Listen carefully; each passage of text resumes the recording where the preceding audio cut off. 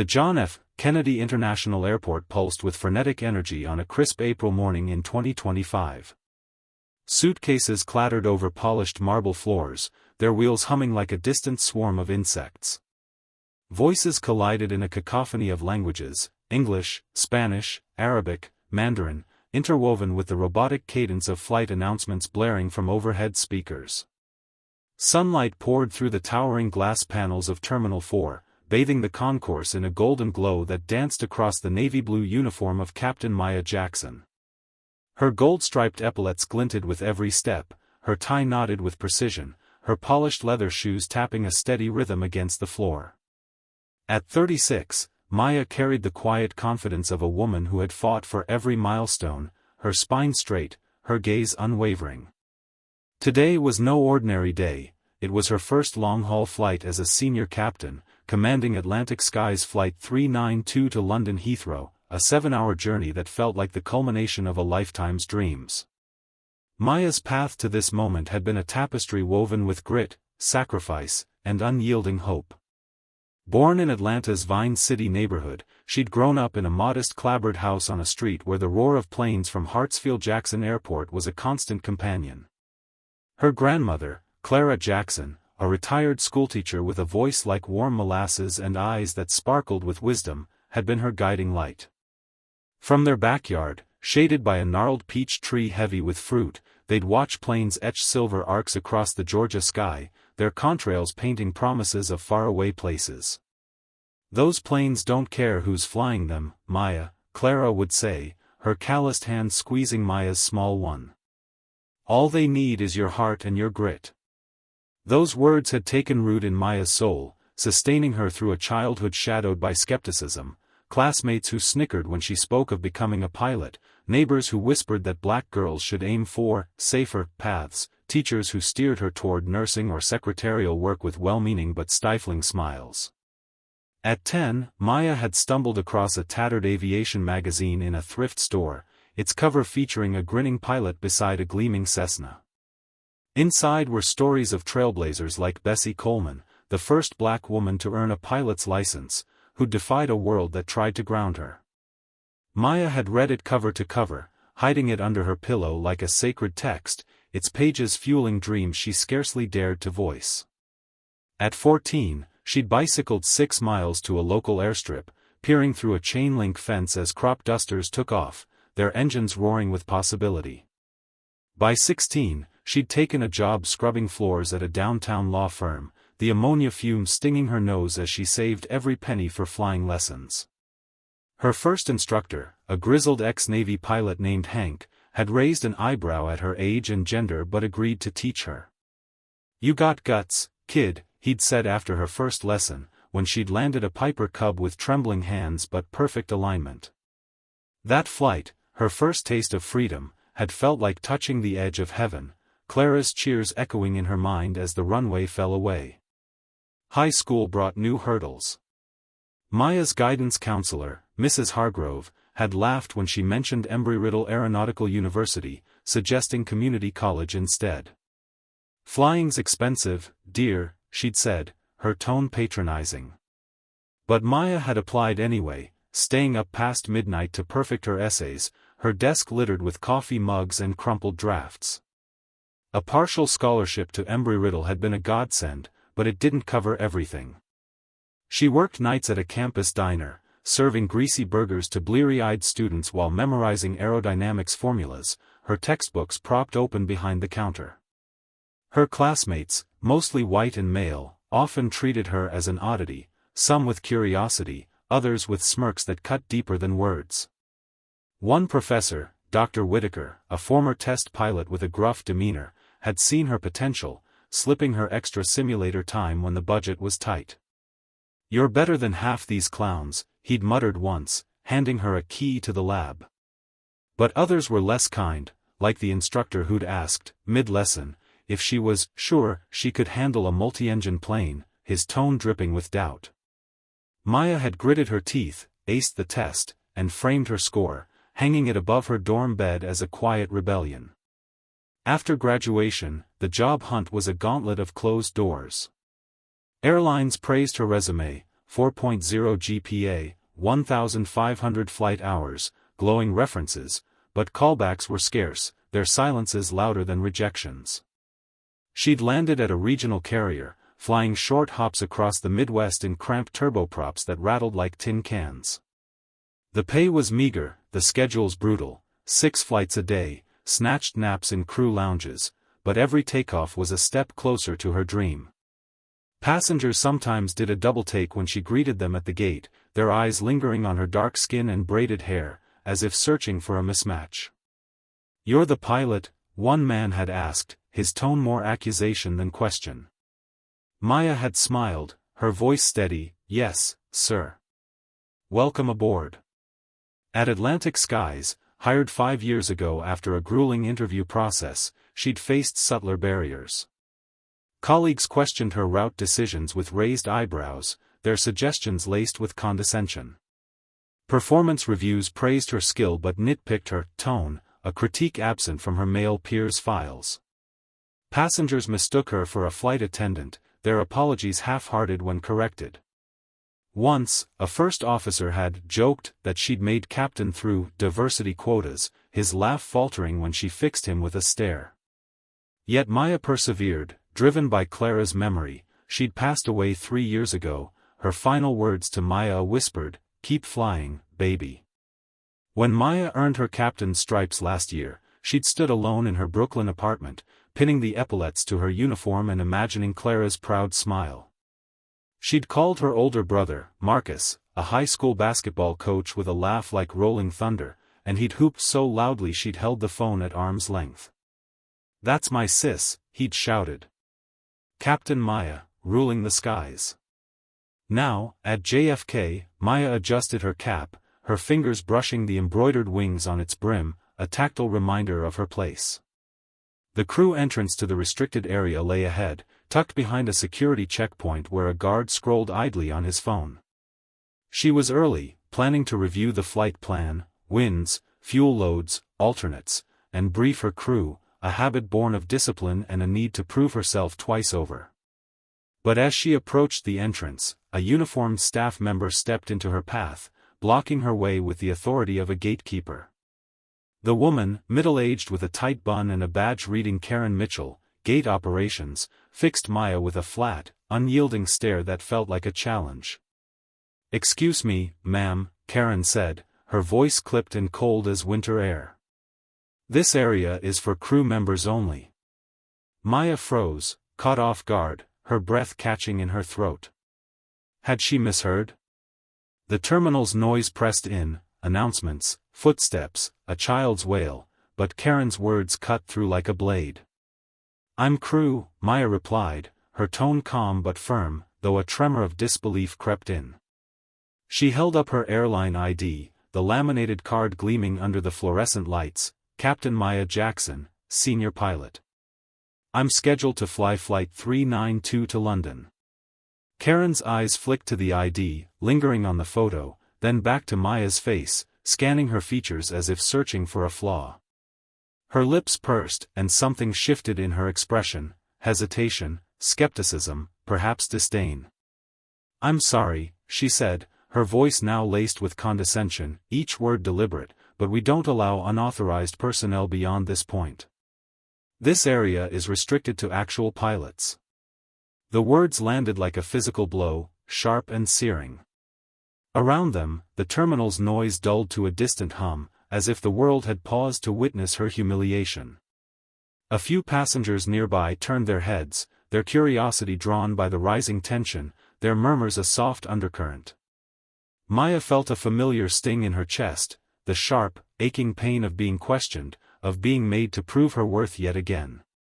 She'd felt it as a child, when a classmate had laughed at her pilot dreams, calling them cute, as a cadet, when a simulator partner had joked she'd only passed because of quotas, as a first officer, when a captain had dismissed her input with a patronizing smirk, his hand waving her off. But this? Being barred from her own flight, her cockpit, her command? This was a new wound, raw and jagged, slicing deeper than the rest. Taking a slow, deliberate breath, Maya steadied herself, her fingers tightening around her ID. "I am an actual pilot," she said, her voice low but edged with steel, each word measured to keep the anger at bay. "Call the chief officer if you need to confirm." Karen didn't move. Instead, she gave a small, disbelieving shake of her head, her lips curling slightly. "Look, I don't know how you got that uniform," she said, her tone now openly dismissive, the words dripping with accusation, "but I'm not letting you through." The sting flared into something hotter, humiliation, yes, but also a smoldering anger that coiled in her gut like a living thing. Maya's hands trembled, her knuckles paling as she gripped her ID, the plastic biting into her palm. Passengers were watching openly now, some whispering, others pulling out phones to record, their lenses glinting like predatory eyes. A young black girl, no older than 10, stood nearby with her mother, clutching a toy plane with bright red wings, its plastic scratched from love. Her wide eyes locked onto Maya, filled with a mix of awe, confusion, and something else, hope, fragile but fierce. For a fleeting moment, Maya saw herself in that girl, hopeful, dreaming of the sky, but already glimpsing the barriers that could crush those dreams, the world's weight pressing down before she'd even begun. Before Maya could respond, a male co-pilot approached the gate, his footsteps quick against the marble. Ethan Wilson, her first officer for the flight, was a lanky 28-year-old with a mop of brown hair and a reputation for easygoing professionalism, his tie slightly askew from rushing. He glanced at Maya, then at Karen, his brow furrowing as he sensed the tension. "What's going on here?" he asked, his voice tinged with concern, his eyes darting between them. Karen's demeanor shifted instantly, like a mask slipping into place. Her face softened, her shoulders relaxed, her voice warming as if greeting an old friend. "Oh, Captain Wilson," she said, her tone almost syrupy, "you're here. Please, go ahead." Ethan's frown deepened, his eyes narrowing. "She's the captain," he said, nodding toward Maya, his voice firm, leaving no room for misunderstanding. "I'm her co-pilot." Karen's face paled, her confident facade crumbling like dry clay under a hammer. "Oh," she stammered, clutching her clipboard so tightly her knuckles whitened. I wasn't aware." Her cheeks flushed with embarrassment, her eyes darting away from Maya's steady, unflinching gaze, seeking escape in the clipboard's pages. Maya didn't wait for an apology. She'd seen this script before, people who doubted her, judged her, only to backpedal when confronted with the truth, their apologies hollow if they came at all. Without a word, she stepped past Karen, her ID still in hand, her spine straight as she walked through the crew entrance, the air cooler on the other side. Ethan followed, casting a glance back at Karen, who stood frozen, her clipboard trembling slightly, her authority unraveling in the wake of her mistake. Inside the restricted area, Maya's hands shook as she adjusted her flight bag, the strap digging into her shoulder. The anger burned hotter now, a fire that threatened to consume her composure, mingling with a profound disappointment that settled like a stone in her chest. She'd worked too hard, sacrificed sleep, relationships, years of her youth, to be treated like an imposter, her stripes reduced to a costume in a stranger's eyes. As she made her way to the crew lounge, memories flooded back, unbidden and vivid, late night studying aviation manuals by flashlight, her eyes burning but refusing to close, the loans she'd taken to afford flight school, their interest rates a constant shadow, the rejections from airlines that claimed she lacked polish, their letters polite but cutting. She thought of Clara, who'd sold her old Buick to help pay for Maya's first simulator course, waving off thanks with a smile, saying, "It's just a car, baby. Your wings are worth more." Clara had passed away 3 years ago, her absence a quiet ache, and Maya had vowed to honor her by soaring higher, never letting the world ground her. The crew lounge was a utilitarian haven, its walls scuffed from years of hurried footsteps. Vending machines hummed in the corner, their lights flickering, a TV flickered with CNN on mute, headlines scrolling about markets and weather, a handful of pilots and flight attendants scattered across faded armchairs, sipping coffee or scrolling phones. Maya sank into a seat near a window overlooking the tarmac, her flight bag at her feet, the glass cool against her shoulder. Ethan joined her, his expression uneasy, his fingers fidgeting with his tablet's case. "That was messed up," he said quietly, his voice low to avoid drawing eyes. "You okay, Captain?" Maya forced a small smile, though it didn't reach her eyes, the effort heavy. "I've dealt with worse," she said, the lie tasting bitter, sharp on her tongue. Ethan didn't press, sensing the weight behind her words. He opened his tablet and began reviewing the flight plan, weather charts, fuel calculations, alternate airports, giving her space to breathe, to gather herself. A veteran flight attendant named Sandra noticed Maya's tense posture and wandered over, her silver hoop earrings catching the lounge's dim light. Sandra was in her mid-50s, with a warm smile and a no-nonsense demeanor honed by 22 years at Atlantic skies, her laugh lines etched deep from years of diffusing passenger tantrums. She'd seen the industry evolve, new planes, new routes, new tech, but also stagnate, its old prejudices lingering like stubborn stains on a uniform. "Rough morning, Captain?" she asked, pulling up a chair, her tone light but her eyes sharp, missing nothing. Maya hesitated, her instinct to brush it off warring with a need to unburden. She recounted the incident at the gate, her voice low to avoid drawing attention, each word measured but laced with the hurt she couldn't fully hide. Sandra's face darkened as she listened, her lips pressing into a thin line, her fingers tapping the armrest. "That's not right," she said, shaking her head, her voice firm, almost fierce. "Not right at all. You're the captain, Maya. You earned those stripes, every damn one, through sweat and tears. Don't let some gate agent make you feel otherwise." Maya nodded, a flicker of gratitude warming her chest, though the wound remained raw. Sandra's words were a lifeline, but they couldn't erase the sting of Karen's dismissal, the passenger's stares, the girl's hopeful eyes. She excused herself to check in with the ground crew, needing to anchor herself in routine, in the tangible tasks that defined her role. The Boeing 787 Dreamliner waiting on the tarmac was her domain, a marvel of engineering that answered to skill, not skin, its sleek lines gleaming under the morning sun.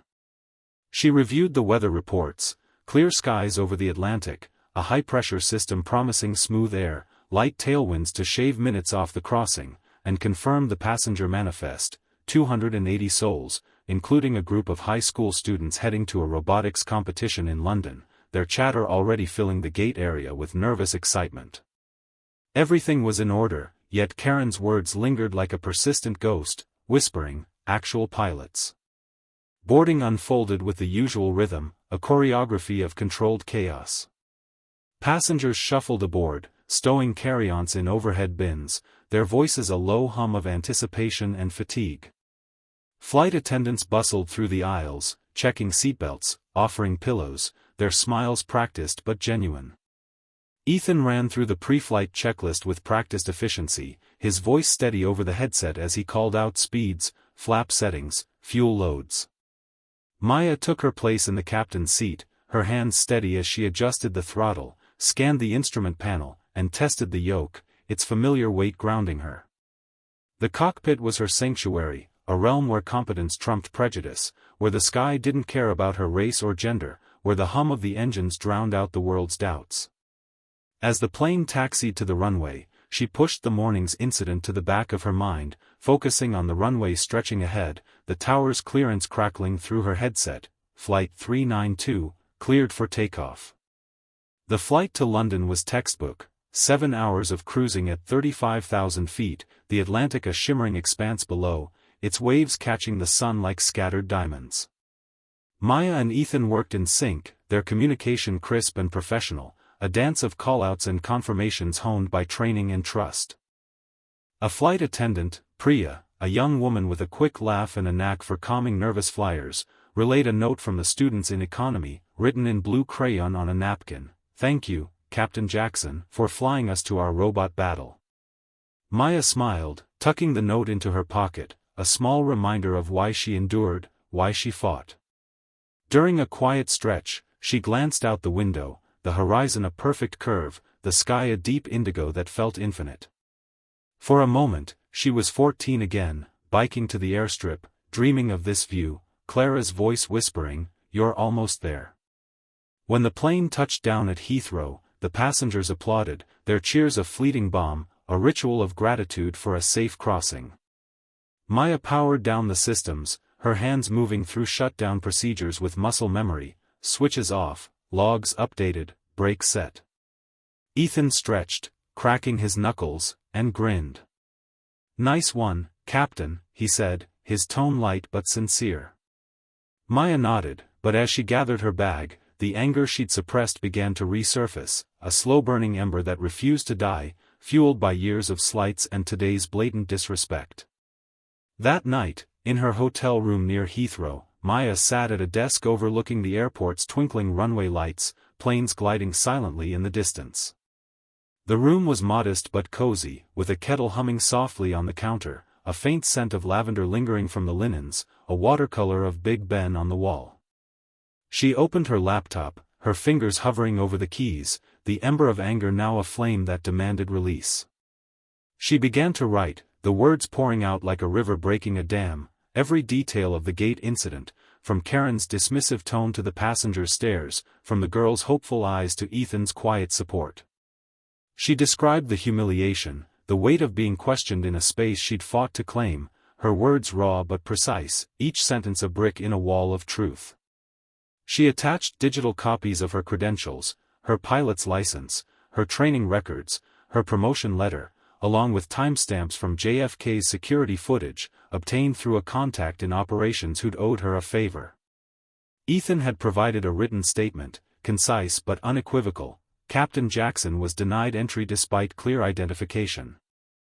I witnessed the entire exchange. Sandra had offered one too, her words fierce. This was wrong, plain and simple. Maya's the best we've got. Priya and a mechanic named Jamal, who'd overheard Karen's remarks while inspecting a jetway, added their accounts, their signatures a chorus of solidarity. But a letter to Atlantic Skies board wasn't enough. Maya had seen complaints like hers vanish into corporate limbo, acknowledged with form letters, then buried in filing cabinets, forgotten by executives who cared more for profit than justice. She needed to do more, to reach beyond the airline's walls, to shake the foundations of an industry that had tolerated bias for too long. Opening her phone, she logged into her social media account, a quiet corner of the internet where she posted photos of sunrises from the cockpit, cityscapes from layovers, the occasional snapshot of Marcus's kids at a Braves game. Her 320 followers were mostly colleagues, a few cousins, old friends from Atlanta, their likes a small, familiar comfort. Her fingers trembled as she typed, the weight of the decision pressing down. Going public was a gamble, it could invite scrutiny, retaliation, even threats, could brand her a troublemaker in an industry that prized conformity. But staying silent felt like betrayal, not just of herself, but of every pilot who'd faced the same doubts, every dreamer told they didn't belong, every child clutching a toy plane with stars in their eyes. She thought of the girl at the airport, her name unknown but her face etched in Maya's memory, her toy plane a symbol of fragile hope. She thought of Clara, who'd sold her wedding ring to cover Maya's flight school fees, waving off thanks with a laugh, saying, "It's just metal, baby. Your wings are forever." She thought of Bessie Coleman, who'd flown in the face of a world that tried to ground her, her courage a beacon across decades. With a deep breath, Maya began to write. She recounted the incident in unflinching detail, sparing no emotion, her words a blade cutting through years of silence. "This morning, I was told I wasn't a real pilot," she typed. "I was denied entry to my own flight because of how I look, because I'm a black woman. This isn't just my story, it's the story of an industry that needs to change. It's time to make sure no one else is denied their place in the sky." She recorded a short video on her phone, the hotel room's lamp casting soft shadows across her face, her uniform jacket hanging on the chair behind her, its gold braid a silent testament to her rank. "My name is Captain Maya Jackson," she said, her voice steady, her eyes burning with resolve, each word deliberate. "Today, I was told I didn't belong in the cockpit. But I do. And so do countless others who've been pushed out, held back, or dismissed. It's time for accountability, for all of us. She uploaded the post, tagged Atlantic Skies, and added the hashtag #BlackPilotSore, her thumb hesitating only a moment before pressing share. Then she closed her laptop, her heart pounding like a drum, the room suddenly too small for the magnitude of what she'd done. Sleep came in fragments, haunted by dreams of locked gates, endless runways, and Clara's voice whispering, "Fly, baby, fly."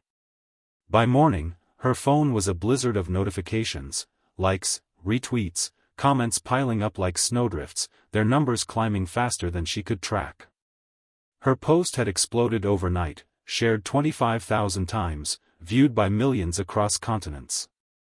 #BlackPilotSore trended globally, a beacon that lit up screens from New York to Nairobi, from Sydney to Sao Paulo. Pilots shared stories of being overlooked for promotions, their logbooks ignored while less qualified peers advanced. Flight attendants recounted racist remarks from passengers, slurs whispered under breath, assumptions they weren't senior enough. Passengers described being profiled at check-in, their bags searched while others breezed through. A retired black pilot from Delta, Captain Harold Green, wrote, "I faced this in the 70s, told I'd never make captain. Thank you, Captain Jackson, for speaking what we couldn't." A 16-year-old girl in Oakland posted a photo of herself in a flight simulator, her grin wide, captioned, "I'm next, thanks to you." News outlets seized the story with ferocity. CNN ran a segment titled "Black Pilot Barred, Aviation's Reckoning Begins," featuring a somber anchor and grainy footage of Maya's video. The BBC interviewed a historian who traced the industry's diversity struggles to its military roots, when black pilots were segregated, their wings clipped by policy. The New York Times published an op-ed by a former FAA official, calling Maya's story a turning point, a mirror held up to an industry overdue for change. Her inbox overflowed with messages, support from strangers who'd never flown, gratitude from colleagues who'd stayed silent too long, a few hateful rants she deleted unread, their venom no match for the tide of solidarity. One email stopped her cold, the mother of the girl at the airport. "My daughter, Amara, saw you," it read. "She hasn't stopped talking about flying. She wants to be like you, a captain, a hero. Thank you for giving her someone to look up to." Maya saved the message, rereading it until her eyes blurred, a lifeline in the storm she'd unleashed. Atlantic Skies reeled under the pressure, its corporate facade cracking. Passengers canceled tickets en masse, flooding customer service with complaints citing Maya's story, their emails a chorus of outrage. "I won't fly with an airline that disrespects its pilots." A petition demanding an investigation into the airline's practices gained 250,000 signatures in 48 hours, its link shared alongside #BlackPilotSore, amplified by influencers, activists, and everyday travelers. Investors, spooked by the mounting scandal, began pulling funds, their brokers citing reputational risk in terse calls. By the time Maya boarded her return flight to New York, the company's stock had plummeted 25%, a freefall that dominated CNBC's ticker, analysts shaking their heads on air. The airline's social media accounts, once a stream of sunny ads, were besieged with comments, "Apologize to Captain Jackson. Fix your culture." The company's canned response, "We're investigating," only fueled the fire, its tone deaf to the moment's weight. Back in the US, Maya didn't pause, her resolve hardening like steel in a forge. She contacted a civil rights law firm she'd met at a women's aviation conference in Dallas 2 years earlier, their card tucked in her wallet like a talisman. The lead attorney, Vanessa Carter, was a formidable woman in her 40s, her voice sharp, her reputation built on dismantling corporate giants with surgical precision. Over coffee in a bustling Manhattan cafe, the air thick with espresso and ambition, Vanessa listened to Maya's story, her pen scratching furiously across a legal pad, her eyes narrowing with each detail. "This isn't just about one gate agent," Vanessa said, leaning forward, her voice low but fierce. It's about a system, a rotten one. We can make them answer for it, Maya, not just for you, but for everyone they've sidelined. They filed a complaint with the Equal Employment Opportunity Commission, EEOC, alleging systemic discrimination at Atlantic Skies. Maya provided a dossier of evidence, her gate incident, documented with footage and statements, but also years of patterns she'd observed: black pilots stuck flying regional routes, women assigned aging planes with spotty maintenance records, a culture that rewarded conformity over merit, its biases woven into hiring, promotions, and daily interactions. The public response was seismic, a tidal wave that reshaped the landscape. Protests erupted outside Atlantic Skies' Chicago headquarters, with demonstrators waving signs scrawled in marker, "Let black pilots fly, end bias in the skies, justice for Captain Jackson." Sandra, now a de facto leader among the airline's rank and file, organized a walkout of 400 flight attendants, their absence grounding dozens of flights, their picket lines a vivid rebuke. A coalition of aviation workers, mechanics, baggage handlers, dispatchers, issued an open letter signed by 3,500 employees, demanding industry-wide reforms, transparent hiring, mandatory bias training, accountability for executives.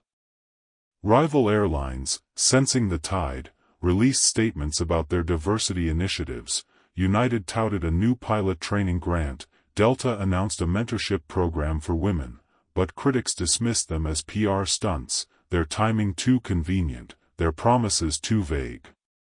Maya's brother, Marcus, called her that week, his voice crackling over a spotty cell signal from his gym in Atlanta. "You're shaking the world, sis," he said, pride evident in his tone, though worry crept in. "But you holding up okay? This is big, bigger than you planned, I bet." Marcus had always been her rock, the one who'd driven her to flight school when her ancient Honda broke down, who'd thrown a backyard barbecue when she made captain, complete with a cake shaped like a 737, its frosting wing slightly lopsided but made with love. His kids, Maya's niece and nephew, had danced around her that day, chanting, "Auntie's the boss." Maya admitted the spotlight was heavy, its glare relentless. "I didn't expect this," she said, her voice soft, almost lost in the cafe's hum. "I just wanted to be heard, Marcus." He chuckled, the sound warm, grounding. "You're being heard, Maya. The whole damn planet's listening, me included." Atlantic Skies CEO, Richard Hargrove, a silver-haired executive with a knack for polished deflections, issued a video apology 7 days after Maya's post, his suit crisp, his backdrop a sterile office. "The incident at JFK was unacceptable," he said, his face arranged in a mask of regret, his hands folded neatly. "We're launching an internal review to ensure this never happens again." The apology landed like a lead balloon, its sincerity doubted by all who saw it. Social media users unearthed old interviews where Hargrove had called diversity training a distraction, his smirk betraying his disdain. Leaked emails, published by a whistleblower blog, showed he'd ignored complaints about bias for years, dismissing them as isolated incidents or misunderstandings. The hashtag Fire Hargrove trended alongside hashtag Black Pilot Soar, fueled by memes, scorching commentary, and calls for his resignation. Maya navigated a surreal new reality, her life upended by a choice she'd made in a quiet hotel room. Reporters camped outside her Brooklyn apartment, their cameras flashing through her blinds, their questions shouted as she hurried to her car. She granted a few interviews, choosing outlets that focused on systemic issues over personal drama. NPR, The Route, a PBS documentary crew trailing her for a special on women in aviation. On MSNBC, she spoke about the toll of constant scrutiny, her voice steady but raw. "Every takeoff, I'm proving myself, not just to passengers, but to an industry that sees me as an outlier, a box to check. Off-air, she confided in Sandra, who'd become a close ally, meeting her for coffee between flights at a diner near LaGuardia. "I didn't want to be a symbol," Maya said, stirring her latte absently, the spoon clinking against ceramic. "I just wanted to fly." Sandra reached across the table, squeezing her hand, her eyes fierce. "You're doing both, kid," she said. "And you're doing it for all of us, me, Priya, every woman who's been told to smile and stay quiet." The EEOC investigation, launched 14 days after Maya's complaint, moved with rare speed, spurred by public pressure and a congressional inquiry sparked by the protests. Investigators uncovered a damning paper trail, internal memos prioritizing cultural fit, a dog whistle for white and male, in promotions, training budgets skewed toward favored pilots, employee surveys revealing a culture of fear where complaints about bias led to sidelining, demotions, or outright firings. One document, a 2020 performance review, described Maya as competent but overly assertive, a critique absent from her male peers' files, its language a coded jab at her confidence. Another memo, from a hiring manager in 2022, suggested easing up on diversity hires to maintain standards, its arrogance breathtaking. The findings were leaked to Reuters, sparking a fresh wave of outrage, the headline screaming, "Atlantic Skies Exposed, Systemic Bias in the Cockpit." Atlantic Skies' collapse was swift and merciless, a corporate implosion that unfolded in weeks. Corporate clients, including a major bank, a tech conglomerate, and a pharmaceutical giant, canceled contracts worth tens of millions, their press releases citing ethical concerns. The board, desperate to stop the bleeding, fired Hargrove and 4 senior executives, replacing them with interim appointees who promised sweeping changes. But the damage was irreversible, the airline's brand toxic, its balance sheet a graveyard of red ink. On a gray morning in July, Atlantic Skies announced it was ceasing operations, citing catastrophic financial losses. A legacy airline, founded in 1946 with routes spanning 6 continents, was gone, its hangars silent, its planes mothballed, its 14,000 employees left scrambling for new jobs, their futures uncertain. The news sent shockwaves through the industry, a seismic shift that reverberated from boardrooms to baggage claims. Aviation blogs dissected the collapse, some pinning it on Maya's campaign, others pointing to years of mismanagement, bloated contracts, aging fleets, a failure to adapt to low-cost competitors. The Wall Street Journal called it a corporate Icarus, undone by hubris and neglect, its analysis dry but damning. Bloomberg ran a feature on Maya, dubbing her the pilot who changed aviation, though she winced at the title, uneasy with its weight.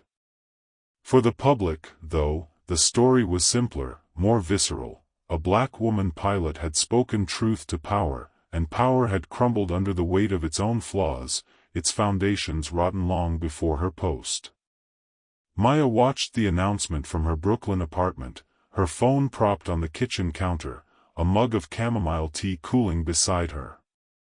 The interim CEO, Laura Bennett, a former consultant with a clipped accent, delivered a terse statement, her face grim under the studio lights.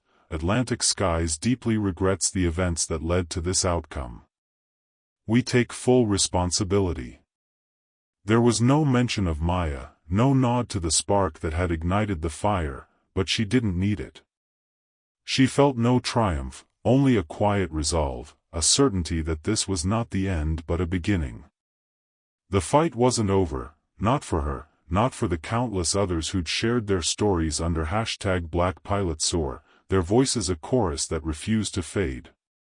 3 weeks later, Maya stood at a podium in Washington, D.C., addressing a congressional hearing on workplace discrimination, her presence requested by a senator who'd seen her MSNBC interview.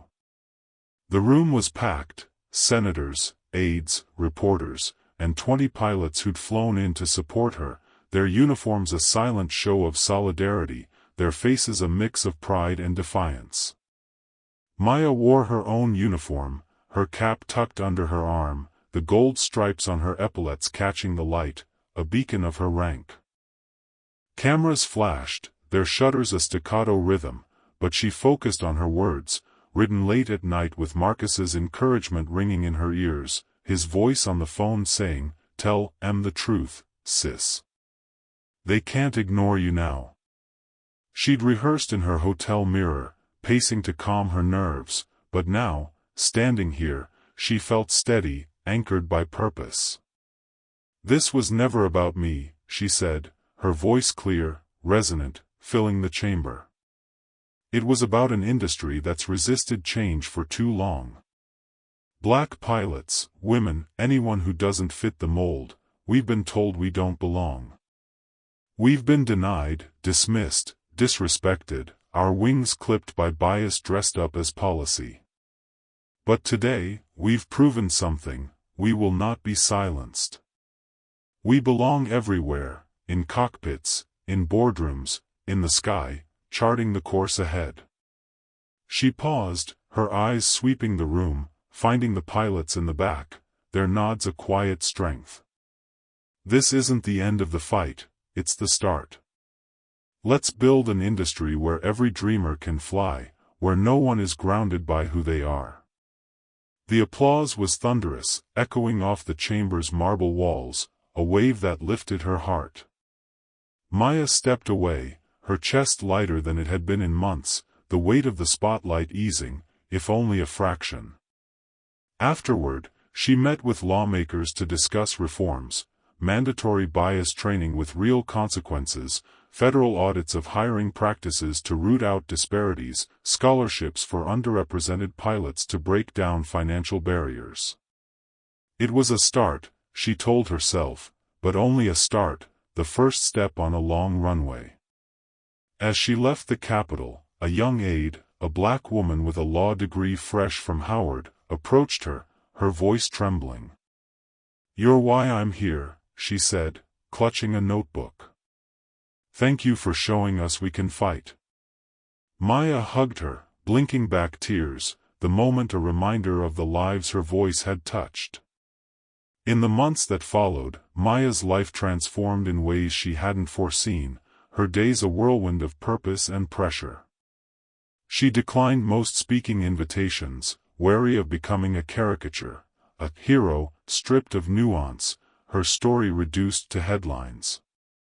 Instead, she poured her energy into the Clara Jackson Aviation Fund, a nonprofit she'd launched to honor her grandmother, its mission to open the skies for those who'd been grounded by circumstance.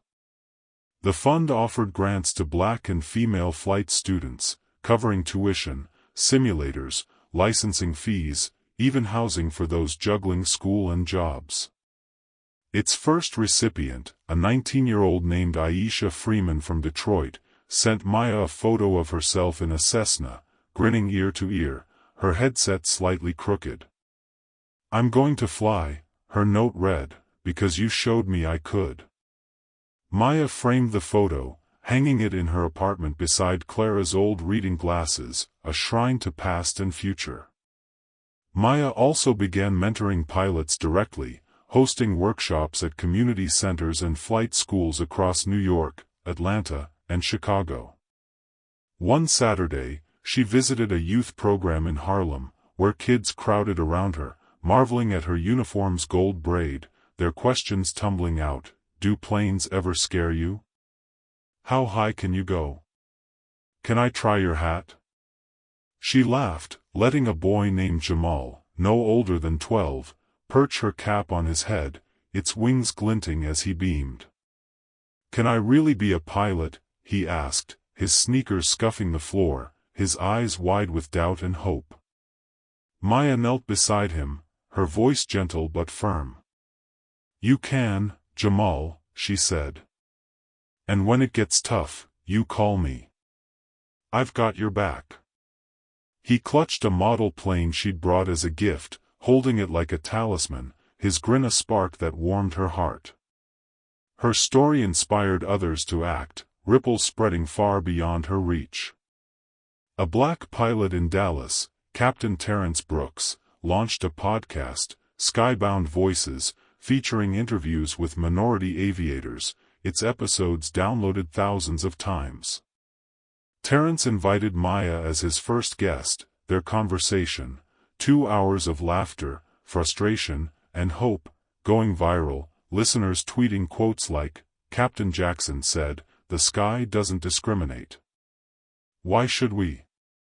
A Latina first officer in Miami, Sofia Vargas, started a mentorship network for Hispanic pilots, citing Maya's example in her mission statement.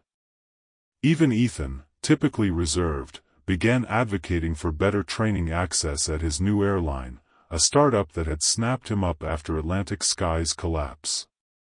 "Maya changed how I see things," he told a reporter, his voice earnest, his usual grin absent. "We all have to do better, me included." The industry shifted, slowly, imperfectly, its gears grinding under the weight of decades. The FAA, stung by the scandal and congressional pressure, announced a task force to study diversity, with Maya invited to consult, her input shaping its first report. Several airlines revised their training programs, though skeptics noted the changes were often cosmetic, new brochures with diverse faces, same old biases in the ranks. United launched a scholarship for black pilots, naming it the Jackson Grant in her honor, a gesture that moved her but also frustrated her. Why not fund it a decade ago? Delta hired a diversity czar, a former HR executive whose promises were grand but vague, her speeches heavy on buzzwords. Maya remained cautious, meeting with regulators, union leaders, and pilot associations to push for transparency, public hiring data, independent audits, consequences for non-compliance, not just press releases. "Change doesn't happen because you wish for it," she told Sandra over dinner one night, her fork pausing mid-air, a candle flickering between them. "It happens because you demand it, day after day." Sandra, now working for a new airline but still a firebrand, nodded fiercely. "You're preaching, Captain," she said, raising her glass. "To demanding, and winning." They clinked glasses, the sound sharp in the quiet restaurant, a toast to battles fought and those yet to come. Maya's influence reached beyond aviation, touching lives she'd never meet. A high school teacher in Chicago used her story in a civics class, sparking debates about justice and courage, her students writing essays titled, "Why Maya Jackson Matters." A community center in Atlanta named its STEM lab after her, its walls adorned with plane models, its computers humming with flight simulators. Aisha, the fund's first scholar, began blogging about her training, her posts, peppered with humor and grit, inspiring a wave of applications to the fund, its inbox swelling with dreams. One applicant, a 17-year-old named Keyshawn from Memphis, wrote, "I saw Captain Jackson on TV. If she can do it, I can too." Maya read his essay late one night, her eyes stinging, and approved his grant herself, scribbling a note, "You've got this, Keyshawn. Fly high." On a warm October afternoon, Maya returned to Atlanta for her high school's career day, invited by a principal who'd once doubted her dreams, his apology sheepish but sincere. The auditorium was packed with teenagers, some slouched in their seats, earbuds dangling, others leaning forward, notebooks open, their curiosity a tangible force. She shared her story, her voice steady, weaving a thread from backyard dreams to cockpit triumphs. She spoke of Clara, the peach tree, the thrift store magazine that sparked her fire. She didn't shy away from the hard parts, the rejections, the gate incident, the nights she doubted herself, her pillow damp with tears. "The sky is big enough for all of you," she said, her gaze sweeping the room, finding a girl in the back sketching a jet, her pencil flying. Don't let anyone clip your wings, not doubt, not fear, not someone else's small mind. Afterward, the sketching girl approached, clutching her notebook, its pages filled with planes soaring over mountains, oceans, stars. "I'm Nia," she said, her voice barely audible, her braids swinging as she shifted nervously. "I want to be a pilot, but I'm scared I'll mess up, bad." Maya smiled, seeing Amara from the airport in her shy gaze, the same fragile hope, the same fire waiting to ignite. "You will mess up, Nia," she said gently, kneeling to meet her eyes. "We all do, me, Bessie Coleman, every pilot who's ever flown. But you keep going, you learn, you grow. And you're not alone, we're all up there with you, flying together, lifting each other up."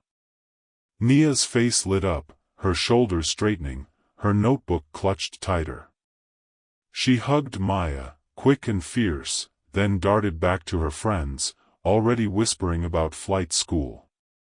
Maya watched her go, her heart full, the moment a small victory in a long war. Driving home, Maya passed her old neighborhood, the house where Clara had raised her, now painted a cheerful yellow by its new owners, its porch swing still creaking in the breeze. The sky was streaked with pink and gold, a canvas for planes climbing into the dusk, their lights winking against the horizon like distant stars. She pulled over, stepping out to watch one ascend, its engines a low rumble that vibrated in her chest. For the first time in years, she felt unburdened, not just by justice, but by possibility, by the knowledge that her voice had cleared a path, however narrow, for others to follow.